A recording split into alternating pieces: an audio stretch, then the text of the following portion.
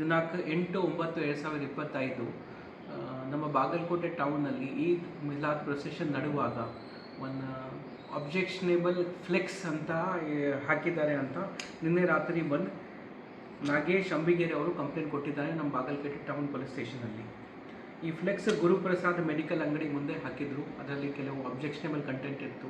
ಅದ್ರ ಮೇಲೆ ನಾವು FIR ಮಾಡಿದ್ದೀವಿ. ಇಬ್ಬರು ಜನ ಮೇಲೆ ಜಾಫರ್ ಹಮನ್ ಸಾಗರ್ ಮತ್ತು ಇಸ್ಮಾಯಿಲ್ ಬಾಗಿವಾಡಿ ಮೇಲೆ ನಾವು FIR ಮಾಡಿದ್ದೀವಿ.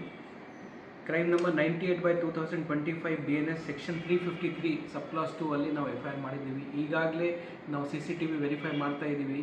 ಇಲ್ಲಿ ಯಾರ್ಯಾರು ಇನ್ವಾಲ್ವ್ ಇದ್ದರು ಎಲ್ಲರಿಗೆ ನಾವು ಈ ಕೇಸಲ್ಲಿ ಮತ್ತು ಇನ್ವೆಸ್ಟಿಗೇಷನಲ್ಲಿ ಈ ಕೇಸಲ್ಲಿ ಸೇರಿಸ್ತಾ ಇದ್ದೀವಿ.